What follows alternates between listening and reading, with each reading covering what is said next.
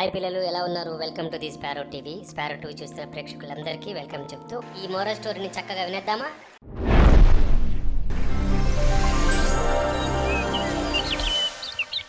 కథ ఏమిటంటే, ఒక అడవిలో గర్వంగా తిరిగే ఒక సింహం ఉండేది. ఆ సింహం పేరు సింహరాజు. అదే అడవికి దగ్గరలో ఒక చిన్న పిల్లి ఉండేది. దాని పేరు చిట్టి.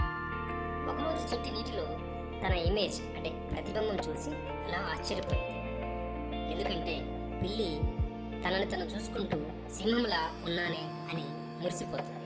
అప్పటి నుండి ఆ పిల్లి సింహంలాగా చాలా గర్వంగా అలా అందరితో తిరుగుతూ ఉంది. అలాగే ఒకరోజు కోడి దగ్గరికి వెళ్ళి, నన్ను చూసి భయపడండి, నేను సింహం అని గట్టిగా అరిచింది. ఆ పిల్లి అలా అరవడం చూసి ఆ కోడి కూడా నవ్వింది. ఆ తర్వాత ఆ చిట్టి అనే పిల్లి ఎలుక దగ్గరికి వెళ్ళింది. మీరు నా ముందు చిన్నవాళ్ళు అని తిట్టింది. మళ్ళీ ఆ గర్వాన్ని ప్రదర్శించింది. నేనే సింహాన్ని, నన్ను సింహం అని పిలవండి అని గర్వంగా చెప్పింది. అలా కొన్ని జంతువులు చిట్టి అనే పిల్లి ప్రవర్తన చూసి నవ్వుకున్నారు, జోకులేసుకున్నారు. ఒకరోజు నిజమైన సింహం అక్కడికి వచ్చింది. చిట్టి అనే పిల్లి ఆ సింహాన్ని చూసి భయపడకుండా, నువ్వెవరు, ఇక్కడికి వచ్చావు, నేనే ఈ అడవికి రాజు తెలుసా అని ఆ సింహంతో కూడా చిట్టి చాలా అహంకారంగా చెప్పడం చూసి మిగతా జంతువులన్నీ నవ్వడం మొదలుపెట్టాయి.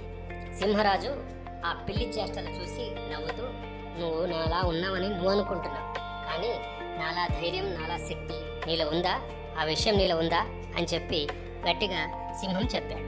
అప్పుడే ఉన్నట్టుండి వాతావరణం మారిపోయి ఒక పెను తుఫాన్ లాగా గాలి వీచింది. చిట్టి అనే ఈ పిల్లి భయపడుతూ ఒక చెట్టు వెనక దాక్కుంది. సింహరాజు మాత్రం ధైర్యంగా నిలబడి నవ్వుతూ ఆ పిల్లిని అలాగే చూస్తూ ఉన్నాడు.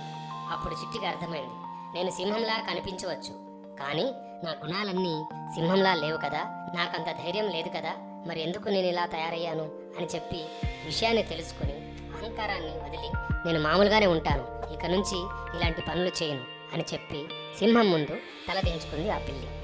అప్పుడు సింహం గట్టిగా నవ్వి, చూసావా, నిజాలు తెలుసుకోవాలి, మనం ఎప్పుడు గర్వంగా ప్రదర్శించకూడదు, అర్థమైందా ఇప్పటికైనా అని సింహం ఆ పిల్లికి ఒక మంచి మెసేజ్ ఇచ్చాడు. అదిరా పిల్లలు కథ. పిల్లలు, ఈ కథలో మనం తెలుసుకోవాల్సింది ఏంటంటే, పిల్లలు రూపమే కాదు, కనబడ్డమే కాదు, మనం గుణం కూడా లోపల అంత గొప్పగా ఉండాలి. అహంకారం ఉంటే మనం చిన్నవాడమే అవుతాం, కానీ వినయం ఉంటేనే నిజమైన గొప్పతనం, నిజంగా మనం గొప్పవాడు అనిపించుకుంటాం. కాబట్టి పిల్లలు అహంకారాన్ని వదిలిపెట్టండి, నిజాల్లో మాత్రమే మాట్లాడండి. ఓకేనా పిల్లలు? ఈ మంచి మెసేజ్ తెలుసుకున్నారు కదా. మరొక చక్కటి ఎపిసోడ్లో మళ్ళీ కలుద్దాం. అంతవరకు సెలవు. Take care. Bye bye. Love you all.